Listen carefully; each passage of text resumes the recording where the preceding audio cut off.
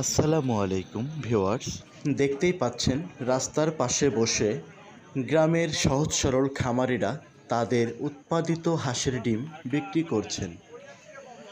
ধর্মপাশা এই ডিমের বাজারটি প্রতি বৃহস্পতিবার সকাল থেকে দুপুর পর্যন্ত পাইকারি ও খুচরা বিক্রি হচ্ছে 12 টাকা পিস। আপনারা জানেন যে নেত্রকোনা ও সুনামগঞ্জ জেলা একটি হাওর বেষ্টিত জেলা। এ জেলায় ডিমের অনেক উৎপাদন হয়ে থাকে। বিশেষ করে জেলার মোহনগঞ্জের উপজেলা শহর ও আদর্শনগর ও ধর্মপাশা উপজেলা এই তিনটি ডিমের বড় বাজার রয়েছে। প্রতি সপ্তাহে এ তিনটি বাজারে 4 থেকে 3.5 লাখ ডিম বিক্রি হয়।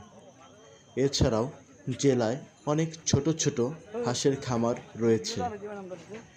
এসব খামারে খামারিরা দেশীয় পদ্ধতিতে হাঁসের বাচ্চা ফুটিয়ে লালন পালন করে সম্পূর্ণ দেশীয় পদ্ধতিতে ডিম উৎপাদন করে থাকেন।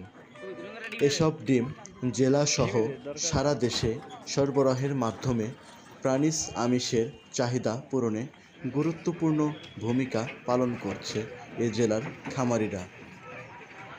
আপনারা যারা খুচরা বা পাইকারি ডিমের ব্যবসার সাথে যুক্ত আছেন, আপনারা সরাসরি ধর্মপাশা ডিমের বাজারে চলে আসুন এবং ভিডিওটি শেয়ার করে অন্যদের কাছে পৌঁছে দিন। আমি প্রতিনিয়ত এই চ্যানেলে গ্রাম অঞ্চলের ভিডিও আপনাদের মাঝে তুলে ধরার চেষ্টা করি। তাই এই ছোট্ট ভাইকে প্লিজ উৎসাহ দিবেন যেন আরও সুন্দর নতুন নতুন ভিডিও আপলোড করার জন্য বা করতে পারি। সবাই ভালো থাকবেন। আসসালামু আলাইকুম।